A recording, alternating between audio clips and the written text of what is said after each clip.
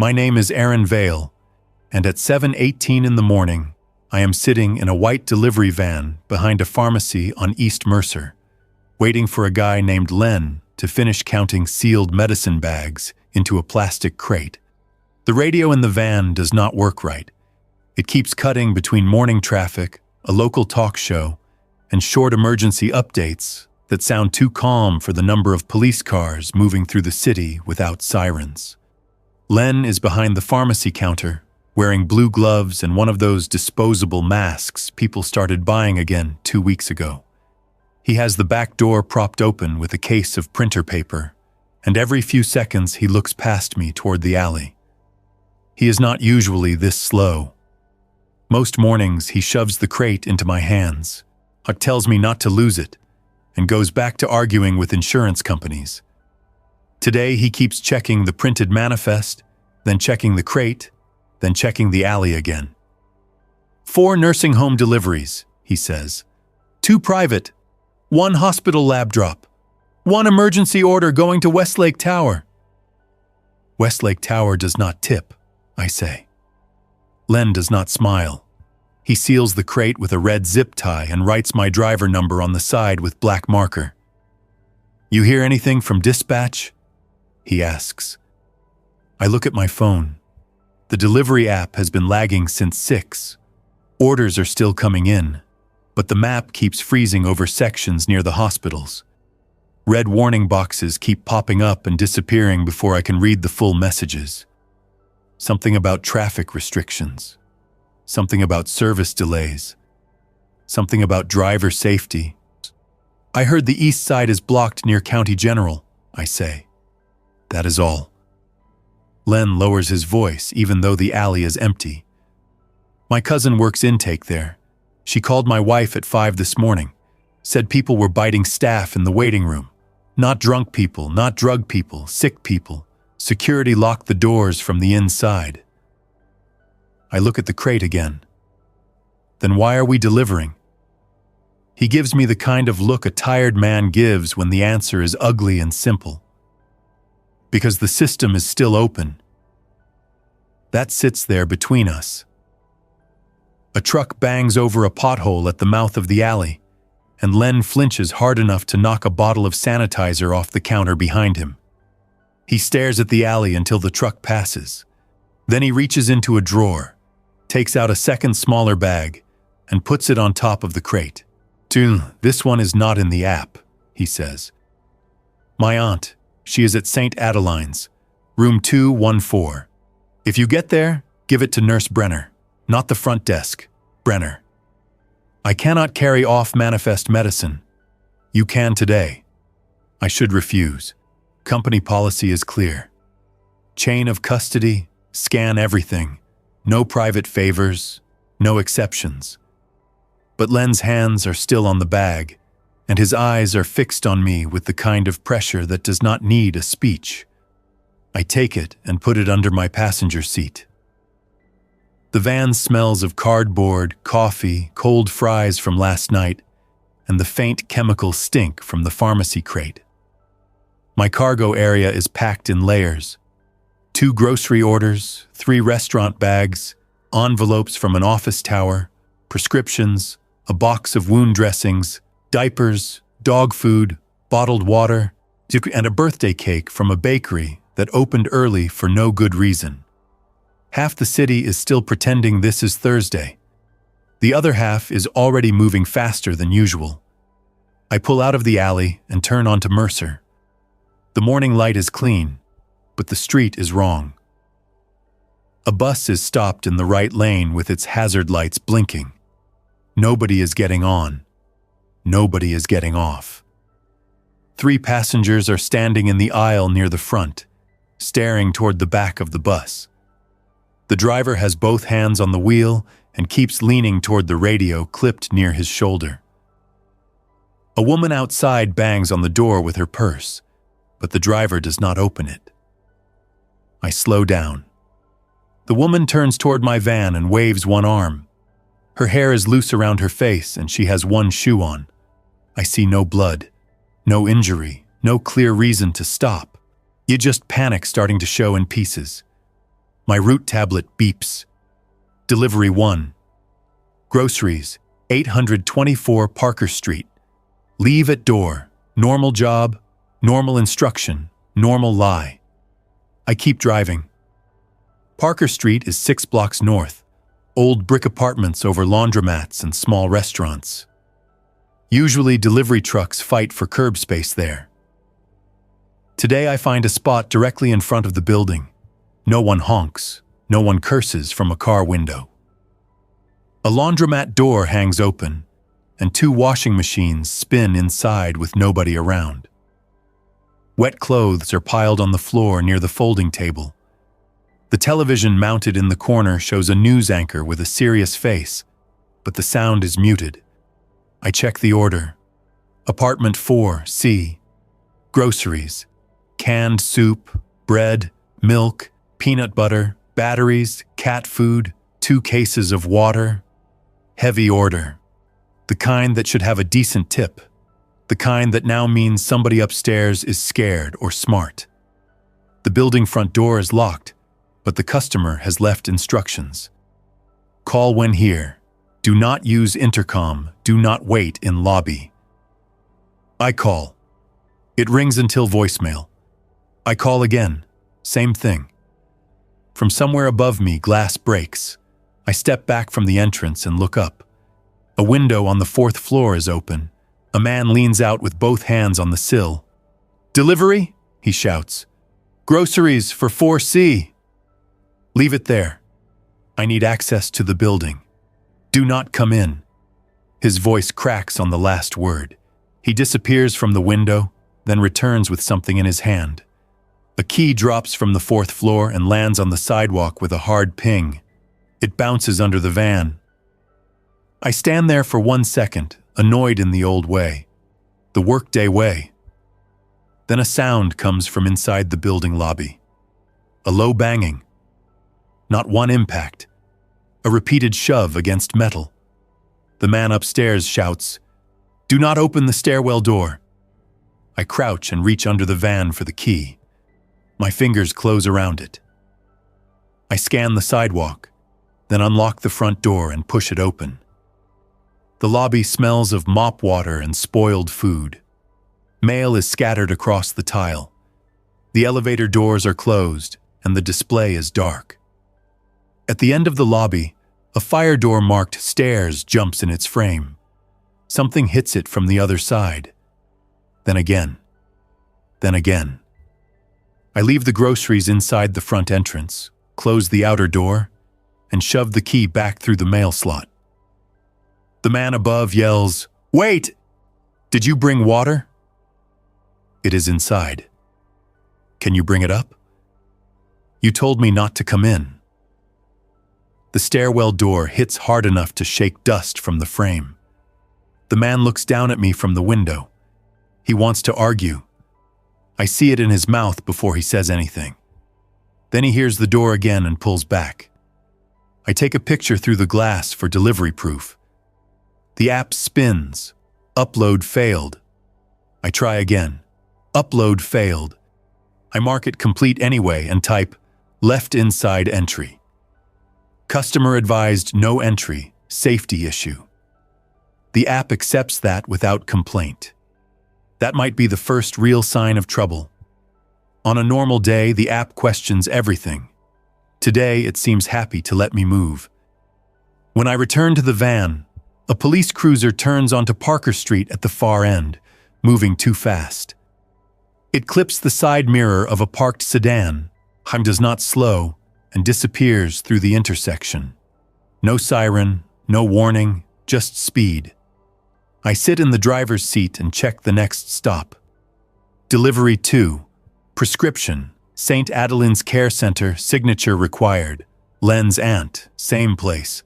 The drive to St. Adeline's takes me past County General. I do not plan it that way. The map chooses the fastest route, and I follow for 2 minutes before the city starts showing me what Len was talking about. Cars are backed up 3 blocks from the hospital entrance. Not traffic. Abandonment. Doors open. Bags left on seats. A child's red jacket on the ground near the crosswalk.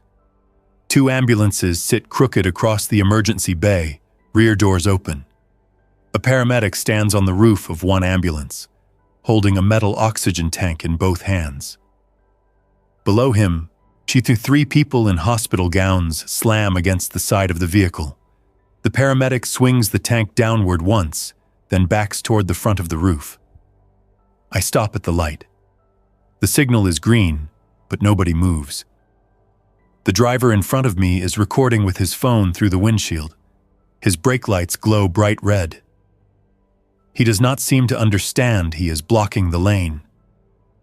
A security guard runs out of the hospital entrance with a plastic shield held in front of him. Two nurses follow. One is barefoot. Behind them, a man in a gown moves with stiff, direct steps, mouth open, arms reaching. The guard turns and shoves the shield into the man's chest. The man does not fall back the way a normal person would. He pushes into the shield. The guard's shoes slide on the pavement. A delivery request pops up over my route. High demand area, bonus pay active. I stare at it for half a second, then laugh once. No humor in it. Just a sound that gets out before I stop it. The driver in front finally moves. I follow, keeping the van tight to the left lane. A police officer steps into the intersection and waves cars away from the hospital. He wears no hat. His shirt is untucked. He points at me with two fingers and shouts something I cannot hear through the closed window. I point toward the navigation screen. "Care center," I say, uselessly. He keeps waving. I turn right where he tells me and let the app scream about rerouting. St. Adeline's is only 1 mile from the hospital, which suddenly feels stupid. A nursing home that close to an outbreak should already be locked down. It is not. When I pull up, the front driveway is full of cars parked at bad angles. Family members stand near the entrance, arguing with a man in scrubs who has pulled a bench across the sliding doors from the inside. The sign near the driveway says, "Visitation limited due to respiratory illness." It has been there for weeks. Nobody took it seriously. People brought flowers, laundry, cookies, grandchildren. People always found ways around rules when rules were inconvenient. Now the bench is the rule, and the man behind it has a broom handle in both hands. I park near the service entrance around back. My instructions say front desk signature, but Len said Nurse Brenner. I take the pharmacy crate, the off-manifest bag from under my seat, and a small scanner that may or may not connect. The back door is open. That stops me. Not propped open. Not held by staff. Open 6 inches, with a wheelchair jammed against it from the inside. A plastic meal tray lies on the ground. Mashed potatoes, peas, and a small carton of milk have spilled across the concrete. I listen. The building hums with old air conditioning. Somewhere inside, a call bell rings over and over. Farther away, a woman repeats the same name. Walter, Walter, Walter. I should leave the crate and go, I know that. I even take 1 step back toward the van. Then I think about Len's face and the small bag under my arm. I think about old people in locked rooms waiting for medicine while staff loses control of the halls. I pull the wheelchair away from the door and step inside. The service corridor is narrow, with laundry carts along one wall and boxes of gloves stacked near a supply closet. A radio sits on a shelf, Saktita playing static under a county alert. The voice breaks in and out.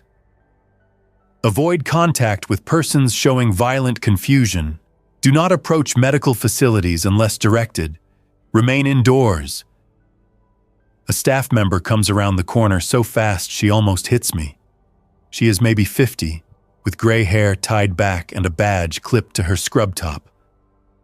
Bren Nair is printed on it, half covered by tape.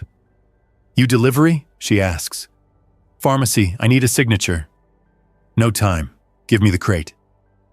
Len sent this. I hold out the smaller bag. Her face changes. Not relief, not exactly. More anger, but not at me. Room 214, she says. She is stable, for now. I can leave. You should have left already. A crash comes from the front of the building. The voices outside rise. Someone screams for a mother. Another person yells that he has a right to come in. The sliding doors thump in rapid bursts. Nurse Brenner grabs the crate and sets it on a laundry cart. Can you drive? I am a delivery driver. Good. We need transport. No, I am not ambulance service. She looks past me down the hall. Ambulance service is gone. That sentence lands harder than shouting would. A young aide appears behind her, pushing an elderly man in a wheelchair. The man has a blanket over his lap and a plastic oxygen tube under his nose. His eyes are open, and he keeps trying to stand even though his legs shake. Nurse Brenner says, "We have 12 residents who can sit up and maybe 4 who can walk with help. We cannot hold this building if families force the front. My van is not medical transport. Your van has doors and wheels." From the front, glass breaks. The aide looks at Brenner. Brenner looks at me. Nobody begs. Nobody has room for it. I look at my route list. 8 active deliveries, 2 new pings, a hospital lab order marked critical, a grocery order flagged elderly customer, a package marked leave at concierge. The app has no button for nursing home collapse. How many can fit? Brenner asks. Cargo area is full. Then empty it. I should say no. I should get into the van and leave before the driveway traps me. But the front of the building is coming apart. I can hear furniture scraping, people shouting, one steady, ugly impact against safety glass. 2 wheelchairs if I clear the middle, I say. Maybe 3 seated on crates. No stretchers. Brenner nods once. We take the ones with no family here. First trip to Grace Methodist. It has a basement clinic. Is it safe? No, it has a door. That is the new standard. We move fast. I run to the van, unlock the cargo doors, and start throwing non-medical packages into the passenger footwell. Groceries slide. A restaurant bag leaks sauce over a cardboard box. The birthday cake tips sideways. I shove bottled water against the wall and stack pharmacy bags under the seat. A man comes around the side of the building while I am clearing space. He wears dress pants and a shirt with sweat darkening the collar. He points at me. Are you taking people out? I keep moving. Staff is handling it. My mother is inside. Talk to staff. The front is blocked. Then back up. Do not crowd the door. He steps closer. Put my mother in that van. I stop with one hand on a box of diapers. I do not know your mother. He looks at the open cargo space and understands value faster than he understands danger. I will pay you. No. I said I will pay. No. His face hardens. You people always say no until the number gets high. From inside the service entrance, Nurse Brenner shouts my name even though I never gave it. She must have read the badge on my vest. The man turns toward the door and tries to push past me. I block him with one arm. Back up. He shoves me. Not hard enough to drop me. Hard enough to tell me he believes his need is bigger than mine. I grab the side handle of the van and swing the cargo door wide between us. He stumbles back. I shut the door halfway and point toward the front. Your mother dies faster if you jam that hallway. He looks ready to swing. Then an older woman screams from the front entrance, and he runs toward the noise. Brenner and the aide roll out the first resident. An elderly woman with a pink knit cap clutches a purse to her chest. The aide keeps saying, "Feet up, Miss Della!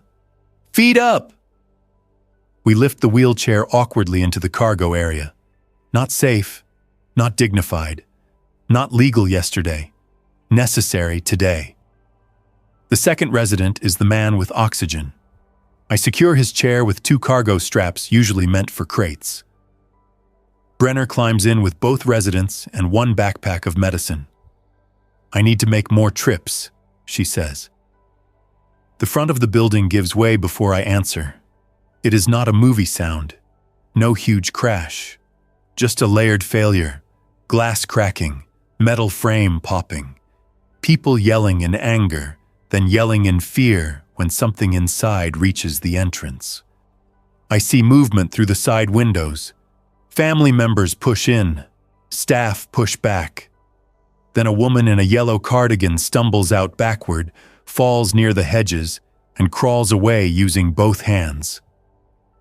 Behind her, a man in pajamas comes through the broken entrance. His face is slack. His mouth opens and closes. He grips the shoulder of another visitor and pulls him down with steady force. "Drive," Brenner says from the cargo area. The aide is still at the service door. She looks toward the hall behind her, then toward us. "Get in," I shout. She shakes her head. "I have Mr. Alves." "Get in." She disappears inside.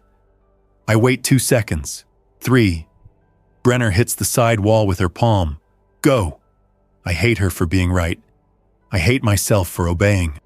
I pull away from St. Adeline's with 2 elderly residents and 1 nurse in the back of my delivery van, leaving the aide behind in a building that no longer has a front door. The route to Grace Methodist is short, but every block has changed since I passed through 10 minutes earlier. More cars are moving now, not less. People are leaving homes with bags, laundry baskets, pet carriers, children in pajamas. A man pushes a gas grill down the sidewalk. 2 teenagers carry cases of soda from a corner store while the owner stands outside with a baseball bat and does not stop them. A city maintenance truck blocks 1 lane, abandoned with the driver door open and orange cones spilled behind it. Brenner speaks from the back. "Left on Carson. Avoid the hospital." I know. The old man with oxygen says, "Is this a drill?"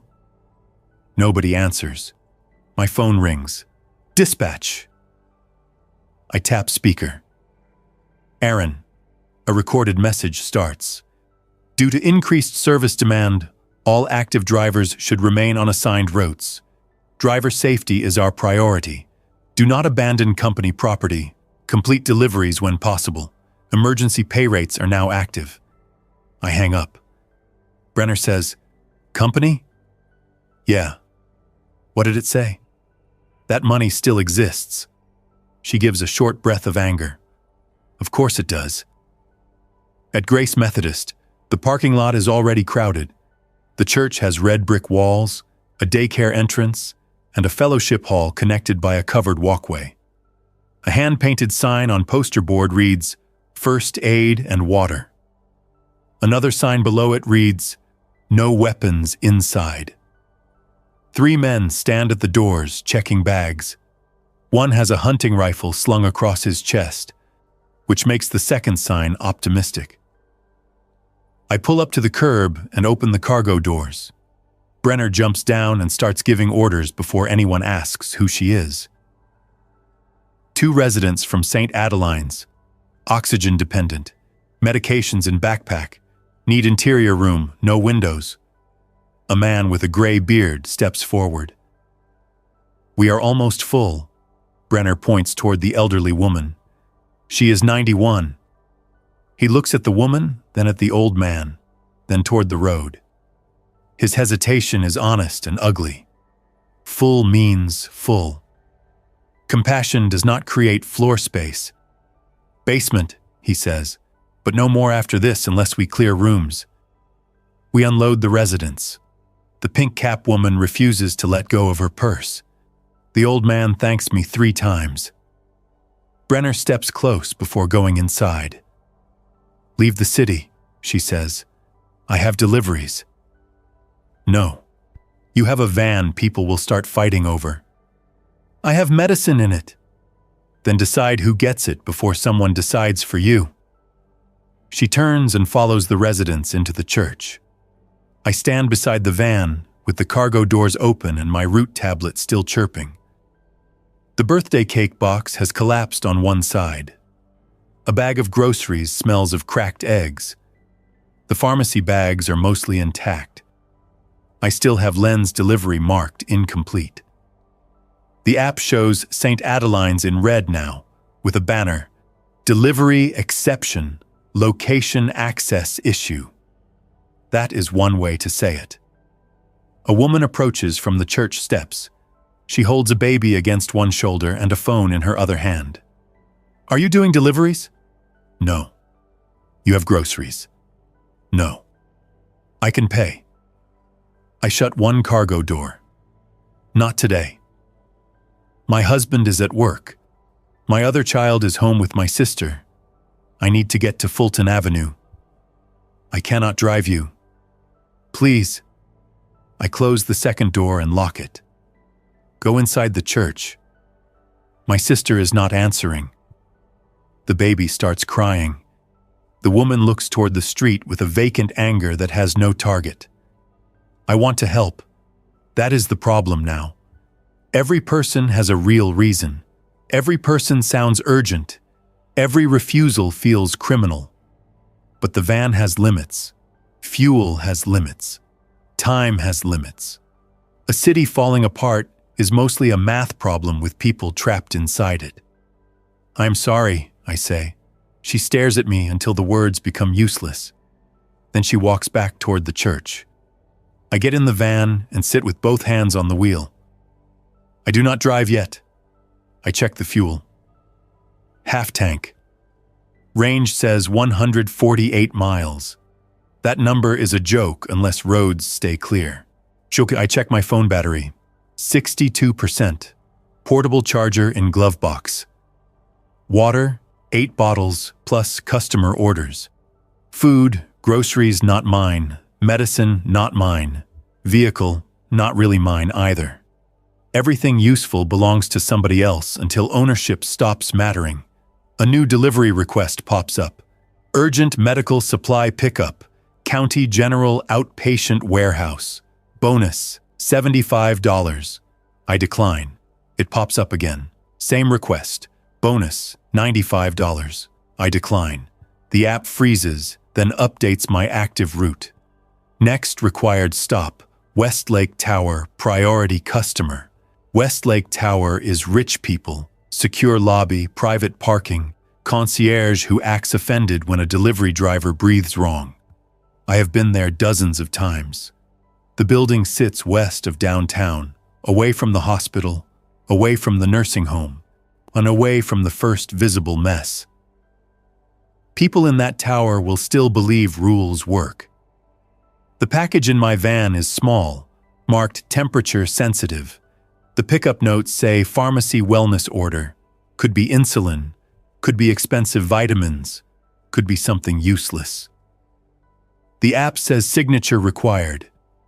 I think of Brenner's warning. Decide who gets it before someone decides for you. I drive west. The city starts changing block by block. Near the church, people move on foot, confused but still civil. 2 miles west, storefronts are closing. Metal shutters come down over a jewelry store. A bank locks its doors while customers bang on the glass.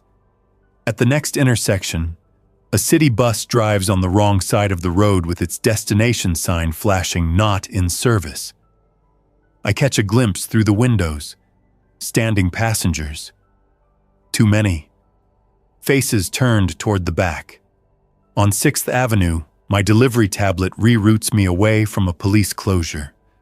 I ignore the first turn and keep to side streets I know from years of food delivery. Alleys behind restaurants. Loading zones behind apartment blocks. A narrow cut-through beside a dry cleaner. Delivery driving teaches the city from the backside. Customers know front doors. Drivers know dumpsters, service bells, broken gates, and which apartment complexes have speed bumps that can damage a suspension. My phone rings again. This time it is my sister, Mara. I answer on speaker. Where are you? At home. Where are you? West Side, working. Stop working. I know. No, Aaron, stop now. I just got a call from Cal. Cal is her husband, police dispatcher. He does not call during shifts unless something is bad. What did he say? He said people are being told to shelter, but officers are pulling back from medical calls. He said if you are outside, get inside somewhere with doors. He said do not go near hospitals. Do not help anyone who looks sick. I already passed County General. Then leave. Come here. Mara lives in a townhouse 12 miles south, near the river. Husband, 2 kids, fenced yard, small pantry, 1 anxious dog. A real place. A place I can picture. A place with family and a reason to stop. I have a van full of medicine and groceries. I do not care. I might need the van. Then bring it here. A loud noise breaks through her end. A child crying, her dog barking. Mara turns away from the phone and says, "No, stay away from the window." What is happening? Neighbors are loading cars. One man came to our door asking if Cal was home. He wanted a gun. Did you open the door? No. Good. Are you coming? I look ahead. Westlake Tower is 5 minutes away. Mara is at least 30 if roads hold. The van is half full of things people need. My sister needs me too. That should make the decision simple. It does not. I have one more stop west. Then I come south. No more stops. Mara, no. Listen to me. You are doing that thing where work gives you rules so you do not have to choose. Choose us. That cuts through the noise better than the alert messages. I am coming after Westlake. She swears under her breath. She rarely does that. You have 20 minutes before I call again. Lock the doors. Fill the tub. Keep the kids upstairs. Do not let Cal's friends in unless Cal tells you. I know. Do it anyway. She hangs up first. Westlake Tower appears ahead. 30 stories of glass and money with a private drive and 2 flags in front. The lobby doors are open, but the concierge desk is empty. That is new. A black sedan sits half on the curb near the entrance, trunk open, suitcase on the ground behind it. I park in the loading zone. The tablet says customer name, Elliot Graves, Unit 2703, call upon arrival, do not leave with staff. I call. No answer. I call again. No answer. A man in a suit comes out of the lobby carrying a golf club. He points it at my van. Delivery?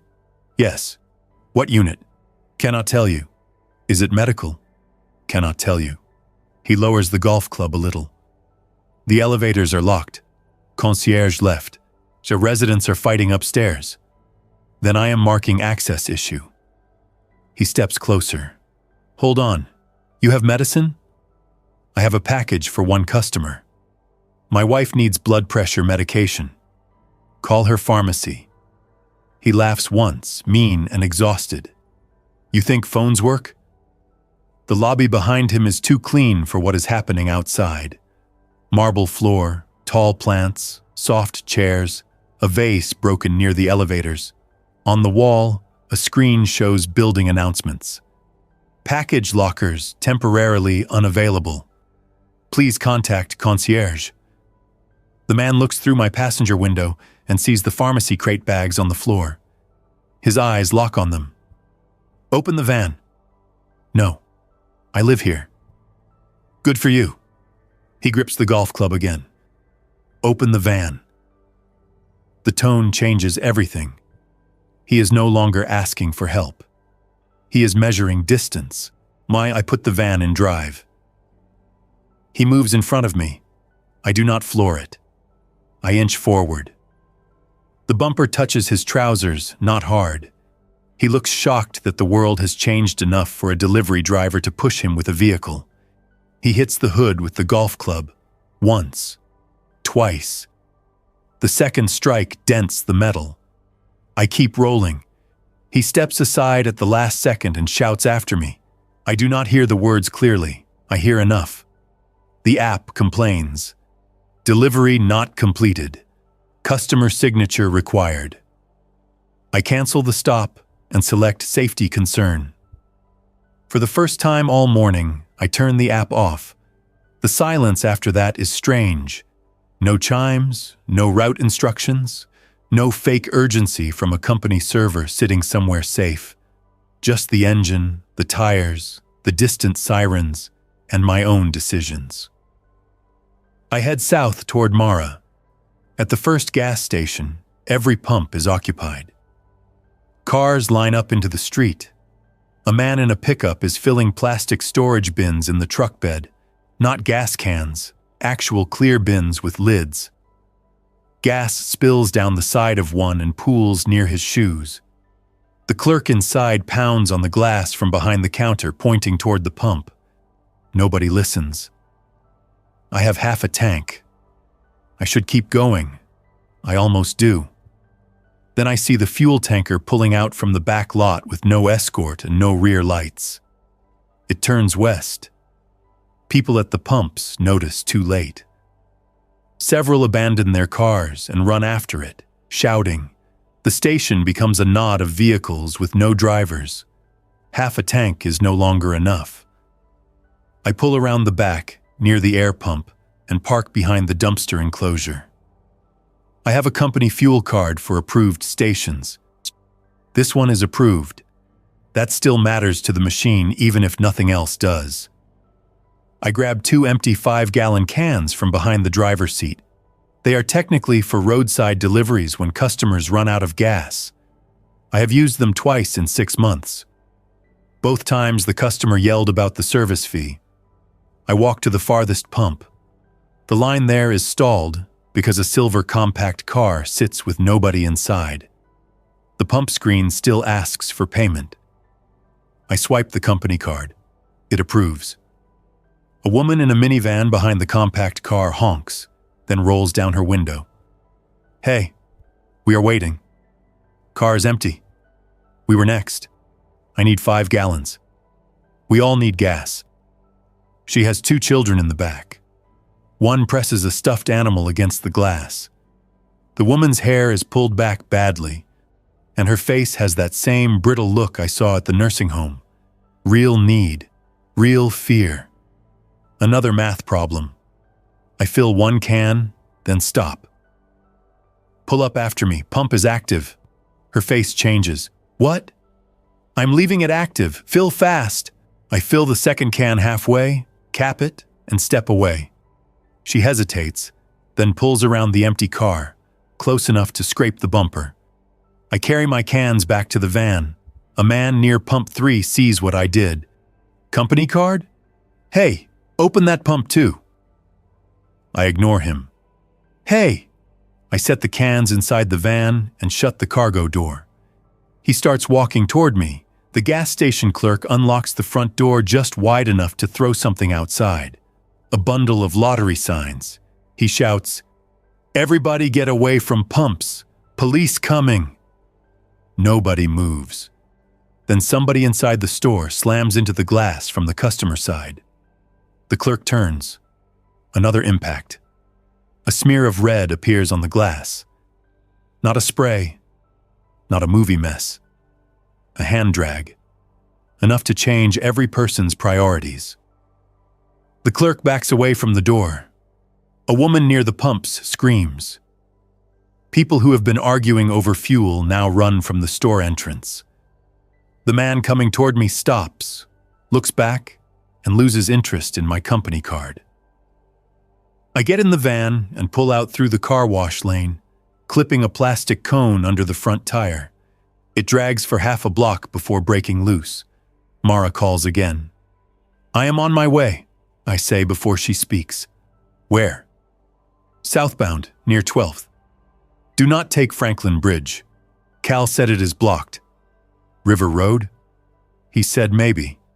He said police are letting emergency vehicles through, but not civilians. Is he coming home? Silence. Mara. He said he cannot leave yet. That means no.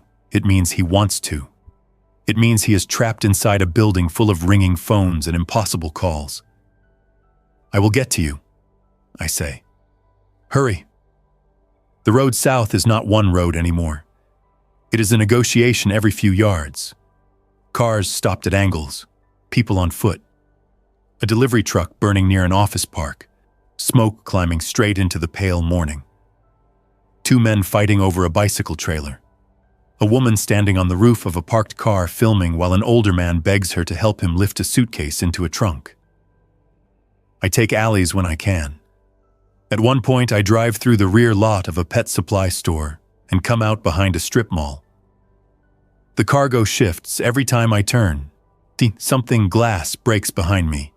I do not stop to check. At 9:04, an emergency alert hits my phone so loud it overrides the silent setting. Civil emergency message, shelter in place. Avoid persons displaying violent disorientation. Do not approach hospitals or care facilities. Lock doors and windows. Await further instructions. People outside get the same alert. Phones scream up and down the block. For 5 seconds, the entire street becomes a choir of electronic warnings. Then people move faster. I say out loud, violent disorientation. It is such a careful phrase, so polished, so useless. A man runs into the road ahead of me wearing a grocery store apron. He waves both arms. I brake hard enough to send packages forward. He comes to the driver window and grabs the mirror. Please, please. My manager locked us in. There are people sick inside. I got out through receiving. You have to call police. I cannot. You have a phone. Police are not coming. He stares at me through the glass. He is young, maybe 19. He has a name tag that says Jordan. His apron has flour on it. No visible bite. No blood on his mouth. No clear reason not to help except time, fuel, family, and the rule that every stop creates another stop. Where do you live? I ask. 2 blocks, with my grandma. Then go home, now. Do not wait for police. Do not go back inside.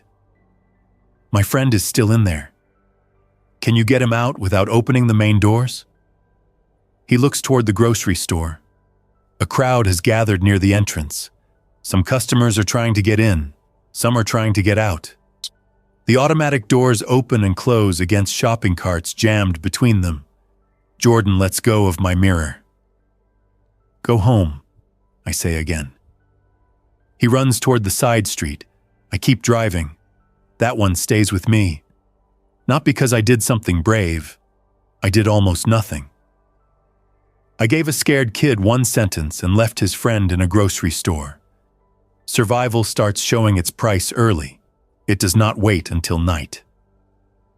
River Road is open for 3 blocks, then blocked by a city garbage truck turned sideways. Someone did it on purpose. Beyond it, I can see the bridge approach, packed with cars. A police sport utility vehicle sits at the near end, with both front doors open. No officers visible. I reverse before more cars trap me. A sedan behind me honks. I back toward it anyway. The driver leans out and screams. I point at the blockage.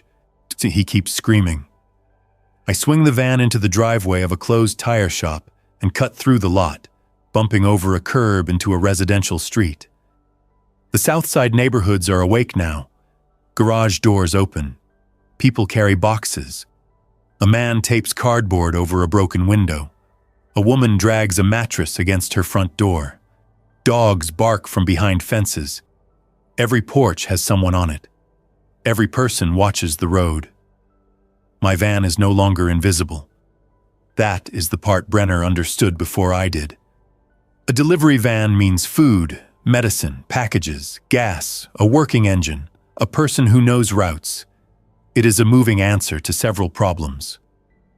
3 blocks from Mara's townhouse, 2 men step into the street. Not infected, not sick, not confused. Men with a plan. One holds a tire iron, the other holds a pistol low beside his leg.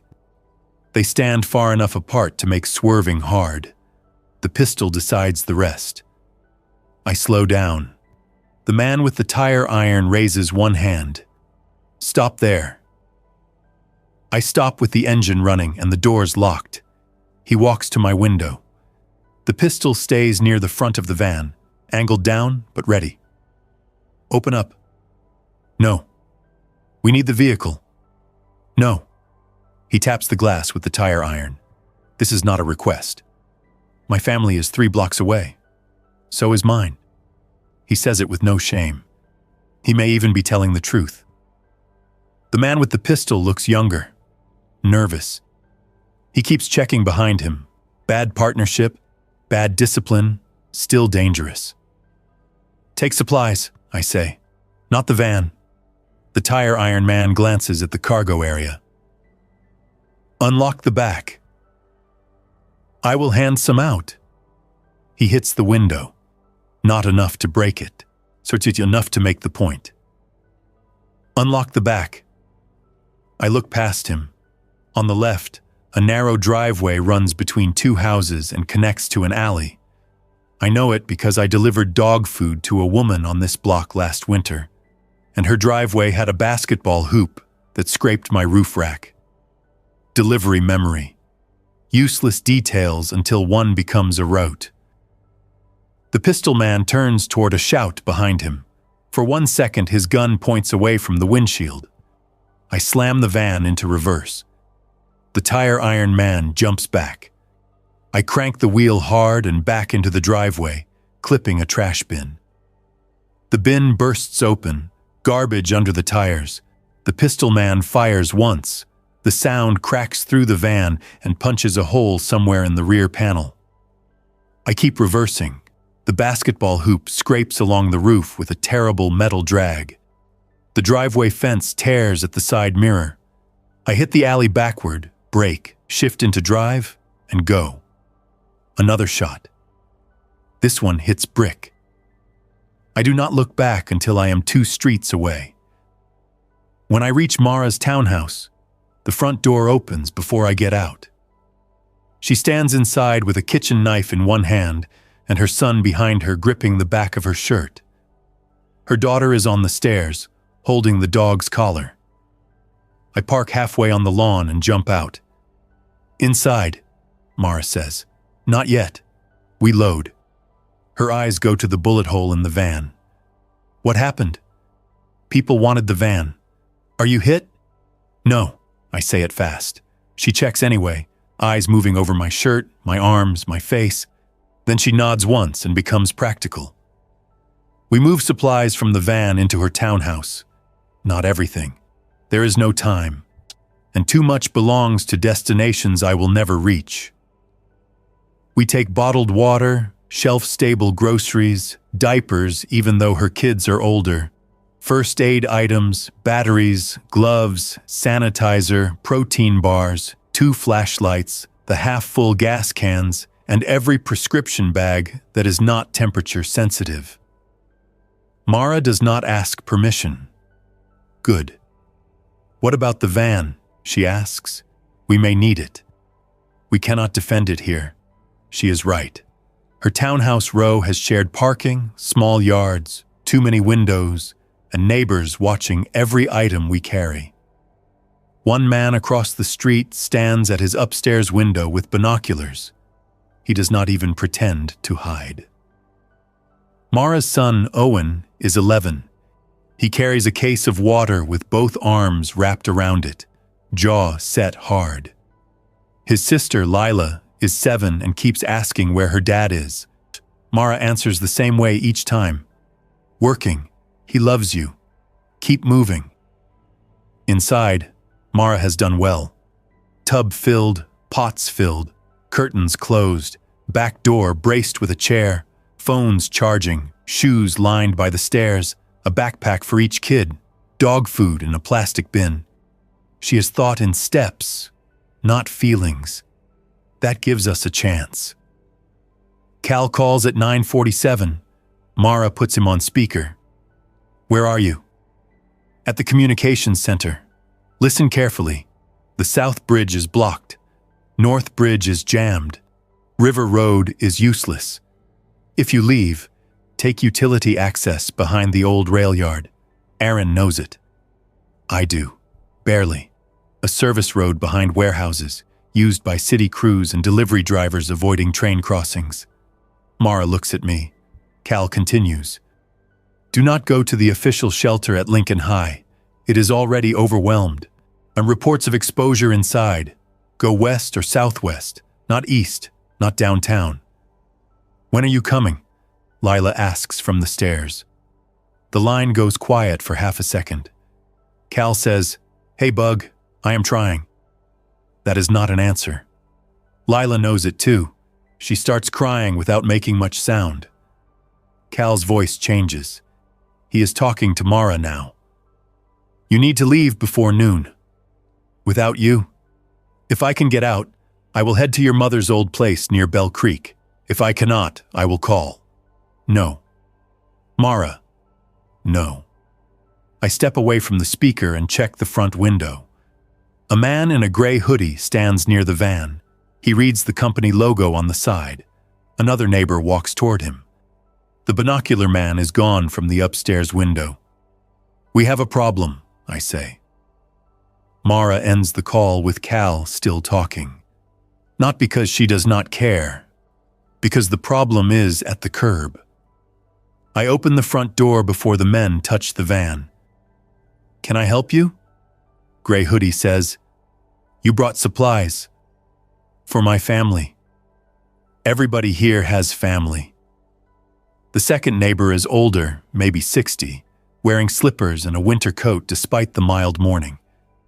He looks embarrassed to be standing there, but not embarrassed enough to leave. We are organizing the block, he says. Shared resources, fair distribution. That is not happening. Gray Hoodie steps closer. You do not get to hoard medicine. Mara appears behind me. You do not get to come on my porch. Other doors open along the row. People listen. Some want peace. Some want supplies. Some want someone else to start the ugly part, so they can join later and feel justified. I keep my voice low. We are leaving. Gray Hoodie points at the van. Not with all that. The older neighbor says, Maybe everyone should calm down and talk. No, I say. Talking is how 20 people decide my sister's kids do not need water. That makes him angry because it is close to the truth. From the far end of the street, someone screams. Not argument, warning, every head turns. A woman runs into view pushing a stroller with no child in it. Behind her, a man in a bathrobe moves down the sidewalk with both arms forward. He is barefoot. One foot leaves dark prints on the concrete. He is not fast, but he does not slow when he hits the side of a parked car. He drags himself around it and keeps going. Gray Hoodie backs away from my porch. What is wrong with him? The woman with the stroller falls near a mailbox. The man in the bathrobe changes direction toward her. Mara says, Inside, now. The neighbors scatter, not in a smart way. Doors slam. Someone trips over a garden hose. Gray Hoodie runs toward the van, then seems to remember the infected man, then runs toward his own house. I close and lock the door. We leave now. Mara looks toward the stairs. Kids, bags, shoes, move. Everything becomes work. That helps. Owen grabs backpacks. Lila grips the dog leash with both hands. Mara stuffs family documents, medication, and a photo envelope into a canvas bag. I run to the kitchen and take a lighter, trash bags, foil, 2 knives, granola bars, and a roll of duct tape. Not a perfect survival kit, just things that make sense in a house when time runs out. Outside, the infected man reaches the woman near the mailbox. I do not look long. I see enough to know no one is going out that front door. Back, I say. Mara's townhouse has a small fenced patio behind it, then an alley used for garbage pickup. The van is out front. That is the problem. We can reach it by going around the row, but anyone watching can reach it too. I look through the back window. The alley is clear. Trash bins, fences, a child's scooter lying on its side. No people. We go out back, cut through number 12's side gate, reach the van from the blind side, I say. Mara nods. Owen first. Lila in the middle. Dog close. Lila whispers, "Where is Dad?" Mara crouches and holds her by both shoulders. "We are going to the place Dad said. We give him a way to find us." That answer is not soft, but it is clear. Lila nods. We move. The back gate sticks. "It always did," Mara says under her breath. Chuck is angry at every normal thing that now matters. I lift while she pulls. It opens with a pop. We step into the alley. Somewhere nearby, glass breaks. A dog barks from inside another unit, frantic and trapped. Number 12's side gate is locked. I climb over first, drop into a narrow strip between houses, and unlock it from the inside. Owen passes bags. Mara lifts Lila over because Lila freezes halfway and will not put her foot down. The dog, a brown mutt named Pepper, tries to bolt when another scream rises from the street, but Owen wraps both arms around the leash and holds on. We reach the front corner of the row. The van is still there. Gray Hoodie is near it again, trying the cargo door handle. He looks up and sees us. "Hey!" he shouts. I run at him. No plan beyond speed. He backs away, holding both hands up now that the neighborhood has an infected man in it. "I just need medicine. Move. My wife, move." He looks past me and sees Mara and the kids. For 1 second, shame gets through. He steps away. I unlock the van. Kids in front bench. Mara behind them. Dog floor. Fast. The front bench has 2 seats, not 3. We make it work badly. Lila sits on Mara's lap with the seatbelt across both. Owen squeezes between the passenger seat and cooler. Pepper shakes under his knees. Every safety rule breaks in under 10 seconds. I start the engine. At the far end of the street, the infected bathrobe man is at a front door now, slamming both hands against it, while the woman with the empty stroller lies still near the mailbox. Another infected person turns the corner behind him. Then another. Not a crowd yet. A warning line. Gray Hoodie bangs on my cargo door. "Take us with you." I do not open it. He hits the door again. "Please." Mara closes her eyes for 1 second. Then she opens them and stares forward. "Drive." I drive. He runs beside the van for 3 steps, then falls behind. In the mirror, he stands in the street with both hands on his head. His house door opens, and a woman inside yells his name. He turns back toward her. Good. Let him choose his own people. The old rail yard access road starts behind a row of warehouses near the river. To reach it, I have to cut through a commercial district that is already turning into a trap. Loading docks are jammed with workers trying to leave. Box trucks block intersections. A refrigerated food truck sits abandoned with its rear doors open, cases of meat scattered on the asphalt. 2 men load them into a pickup, while a third stands guard with a shovel. Mara keeps trying Cal's phone. No answer. Owen watches out the windshield. He has stopped asking questions. That worries me more than panic would. A kid who goes silent is learning too much too fast. At the rail yard entrance, a chain blocks the service road. A sign says "Authorized vehicles only." The padlock is old and not meant for this kind of day. I stop. stay inside. Mara says, Aaron, I have bolt cutters. I keep a pair behind the driver's seat for padlocks on delivery gates when property managers forget access codes. I am not supposed to use them without approval. The memory of that rule almost makes me laugh again. I cut the chain on the second try. The sound is sharp and final. A man from a nearby warehouse shouts from a loading dock, Hey! To that road open? I throw the chain aside and get back in the van. By the time I drive through, 2 forklifts and a pickup are already moving toward the gap. The access road runs along the back of the rail yard, cracked pavement bordered by weeds, utility poles, and rusted fence. It is narrow but clear. For the first time in hours, we move without stopping. The city falls behind in pieces. Warehouse roofs, smoke columns, traffic noise, sirens, helicopters that never seem to land. Mara finally gets a text from Cal. Cannot leave. Go Bell Creek. Do not wait. Love you. She reads it once, then again. Her face does not change enough for the kids to notice. What did Dad say? Lila asks. He said go to Grandma's old place, Mara says. He said he loves us. Is he coming? Mara looks at the road ahead. He is trying. That is the only lie she allows herself. Bell Creek is not her mother's place anymore.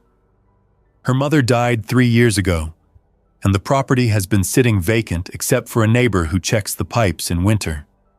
It is a small house outside the city, 27 miles southwest, near fields and a 2-lane road with bad cell service. I know the place. Old well, propane tank, wood stove, detached garage. Not a bunker, not a fantasy. Better than a townhouse. The problem is getting there. The service road ends near an industrial park outside the main bridge closures. We merge onto Route 18, and for 10 minutes I believe we might make it clean. Then we reach the distribution center. It is one of those huge package hubs with dozens of loading bays and trucks lined up by color and company. I know drivers there. I have picked up overflow orders from that place. It sits near the highway, which means everyone fleeing south can see it. A building full of boxes becomes a magnet when stores close. Cars are parked along both shoulders. People run across the road carrying packages. Some still have shipping labels on them. A man pushes a hand truck stacked with bottled water. A woman drags a torn bag of dog food, leaving a brown trail behind her. Security guards stand near the main gate, overwhelmed and ignored. Then I see a familiar orange vest near the gate. Thomas. He works dispatch at my company's local depot, not the big distribution center, but he handles overflow routes. He has a radio clipped to his vest and a clipboard in one hand. He is waving drivers toward the side gate. 3 delivery vans are lined up there, shocks including one with our company logo. Mara says, "Do not stop." I know him. Do not stop. I slow anyway. She turns toward me. Aaron. He may know which roads are open, or he needs your van.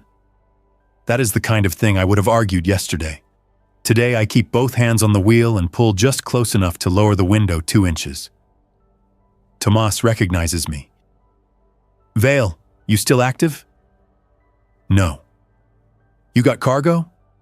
Some. Good. We are consolidating medical and food loads. City emergency request. Who requested it? He hesitates. That answer's enough. Mara whispers, "Drive." Thomas steps closer. "Listen, we have elderly drop points and clinics without supplies. We need drivers who know routes. The city is closing. People still need things. I know. Then help." He says it clean. No manipulation in his face, or maybe manipulation dressed up in duty. Thomas is not a bad guy. That makes it harder.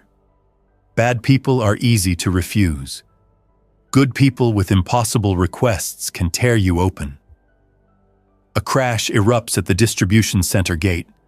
A crowd pushes through the guard line. One guard goes down under feet. The other sprays something from a can, but the wind throws it back into his own face.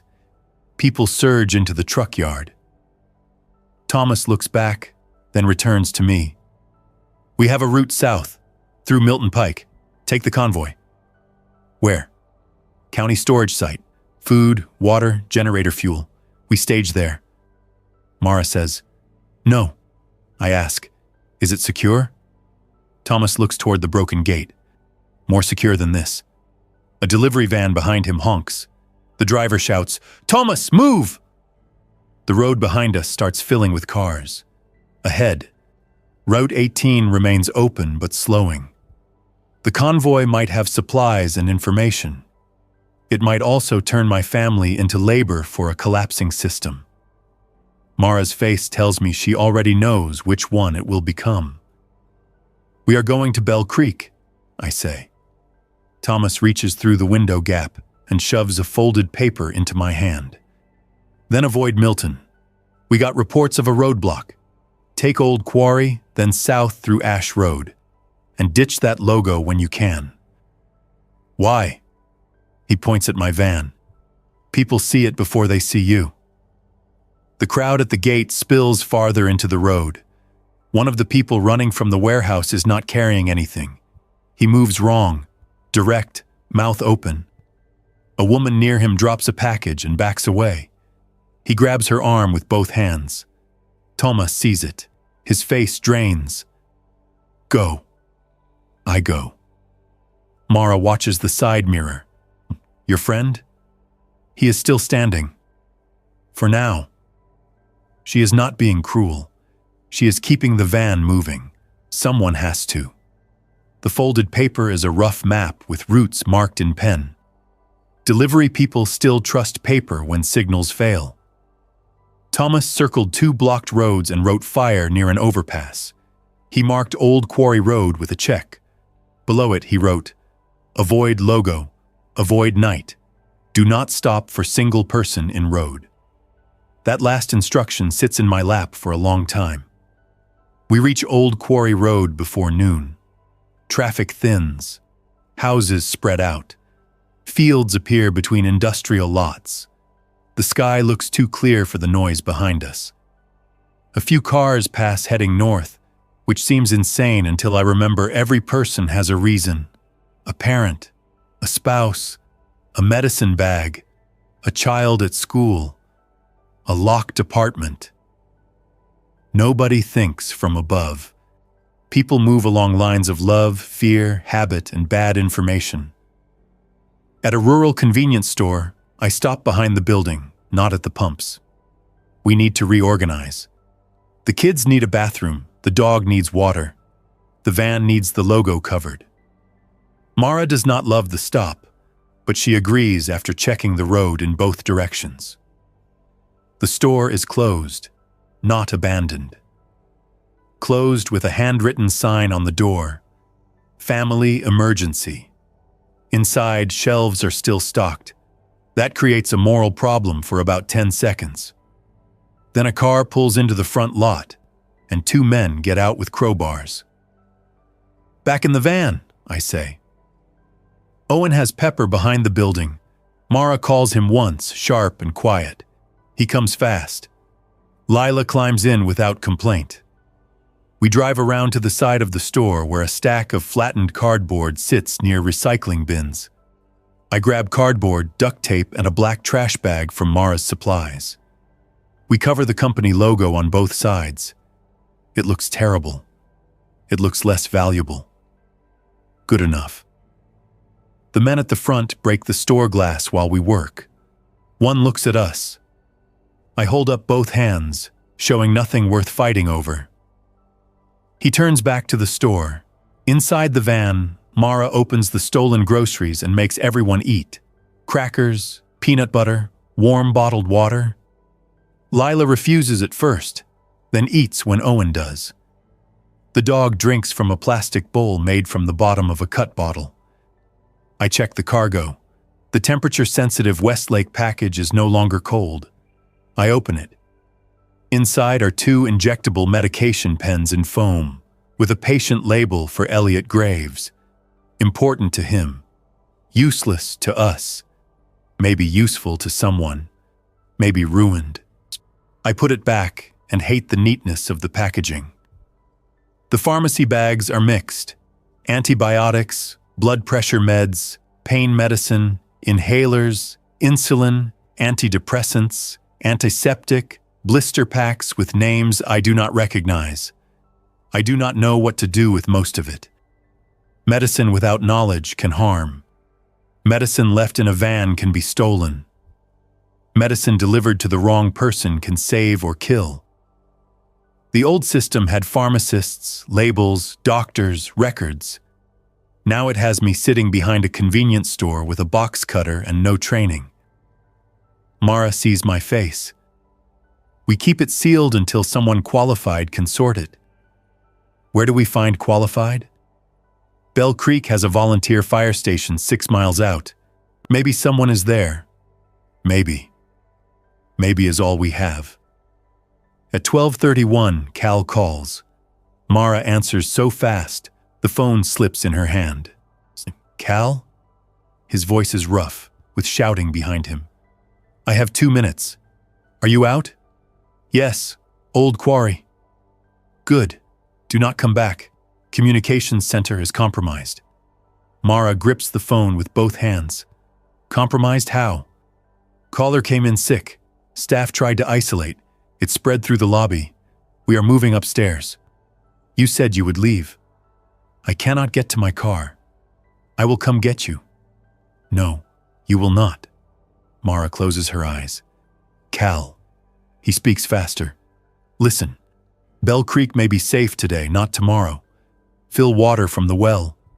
Do not run lights at night. Do not answer the door after dark. If I get out, I will come by the West Road. If someone comes claiming I sent him, ask for Owen's middle name. Only I know why we chose it. Owen says from the back. Dad? Cal's voice changes. Hey. Buddy. Owen takes the phone. We have pepper. We have water. Uncle Aaron drove through a fence. Cal gives one small laugh, broken around the edges. Good. Help your mom. Help your sister.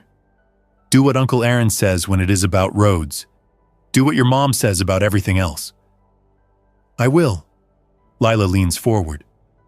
Daddy? Hi, Bug. Come now. The shouting on Cal's end gets louder. A door slams. Someone yells for barricade tape. Cal breathes once, close to the microphone. I love you. I am trying. The call drops. Mara does not cry. Not then. She takes the phone back, looks at the blank screen, and sets it face down on her knee. Drive. We drive. Old Quarry Road turns to rough pavement, then to a 2-lane county road with drainage ditches on both sides. For a while, it is almost peaceful in a way that feels insulting. Cornfields, fence posts, a red barn, cows standing near a trough with no interest in human disaster. The kids fall quiet. Lila falls asleep against Mara's side. Owen watches the ditches, doing the job he thinks is useful. At 1:10, we pass the first house with infected outside the city. A farmhouse set back from the road. 2 cars in the driveway, front door open. A man stands on the porch in overalls, holding a shotgun. 3 infected move across the yard toward him. He fires once. 1 drops. The other 2 keep coming. The man steps back through the doorway and shuts it. The infected hit the door. Mara says, "Do we stop?" I slow down, but the driveway is long, and the porch is already under pressure. The man has a gun. He has a house. He made his choice when he stepped back inside. No, I say. Mara does not argue. Shotgun, that tells me how much the day has already taken from her. 5 miles later, a school bus sits half in a ditch. No children visible. Rear emergency door open. backpacks scattered on the floor inside. A woman in a reflective vest stands near the front wheel, waving weakly. She is alive. She is not infected from what I can see. There is no one else around. Thomas's note returns to me. Do not stop for single person in road. She is not in the road. She is beside it. I slow. Mara looks at me.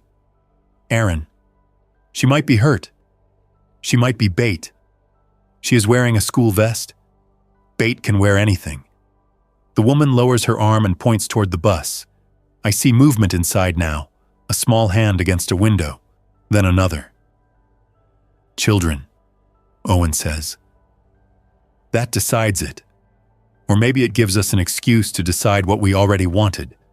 I park 50 yards behind the bus, angled for a fast exit. Doors stay locked. Mara, driver's seat if I shout. If anything comes from the trees, go. I am not leaving you. If I am down, you go. She hates it. She nods. I take the tire iron from under the seat.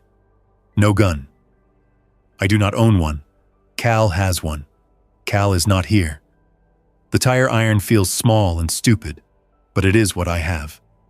The woman near the bus is in her 40s, hair cut short, face pale under road dust. Thank God, she says. Kids are inside. Driver had a seizure or something. Then he got up and attacked Mr. Paul. I got 4 out, but 2 are hiding under seats. Where are the 4? She points toward a culvert near the ditch.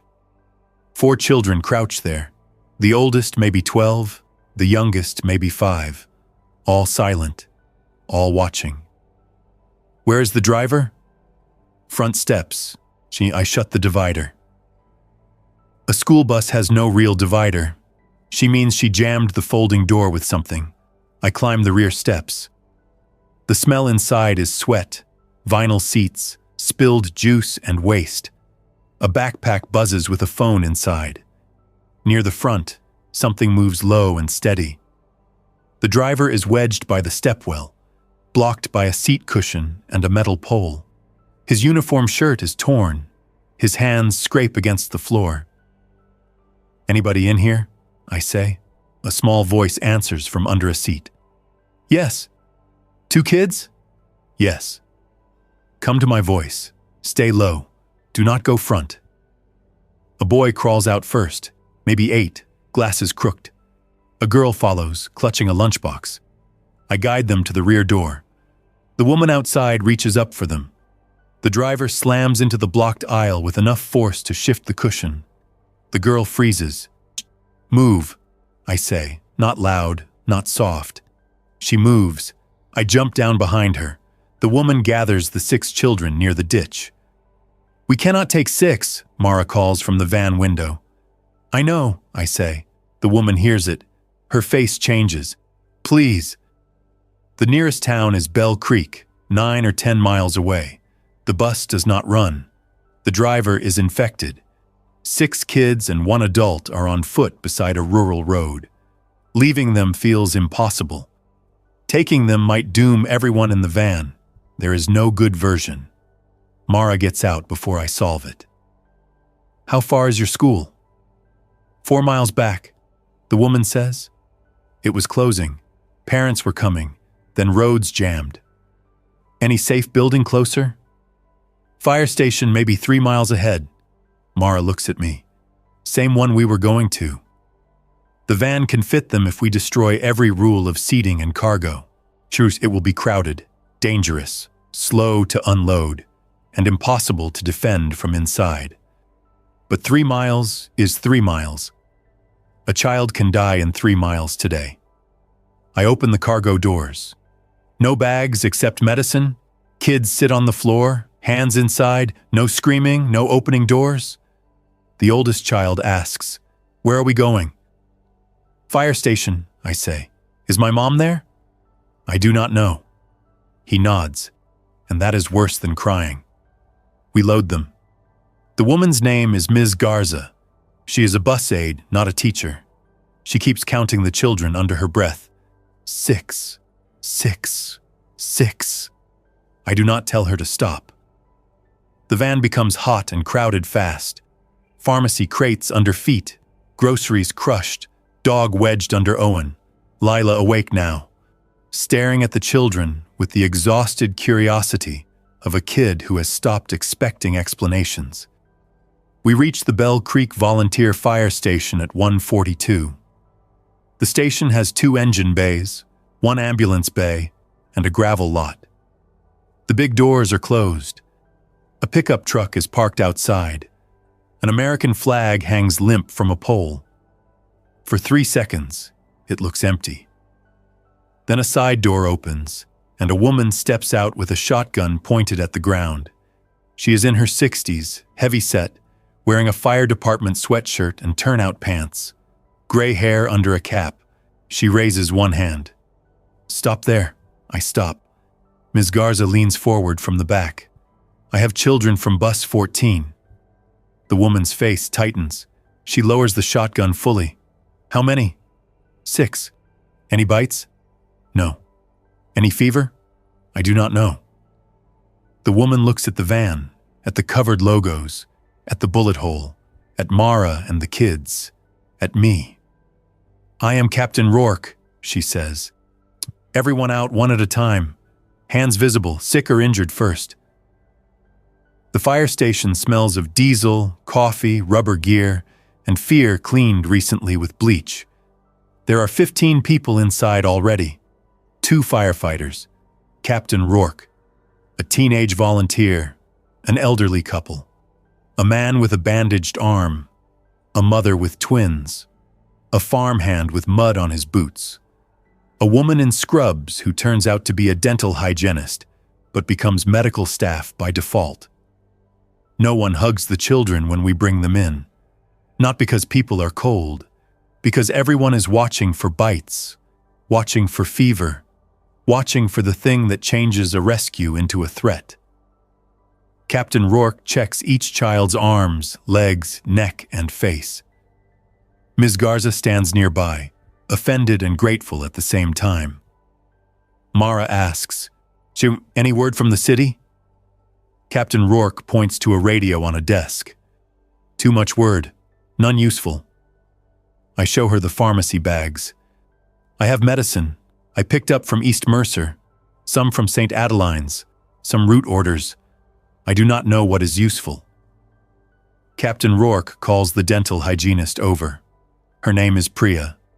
She sorts the bags on a folding table, reading labels, separating insulin into a cooler, controlled medications into a locked cabinet, antibiotics into a plastic bin, blood pressure meds into another. She does not pretend to be a doctor. She reads carefully and writes everything down. That makes me trust her. "You delivered all this?" she asks. "Some." Then the route stopped being a rote. She looks at me once, then keeps sorting.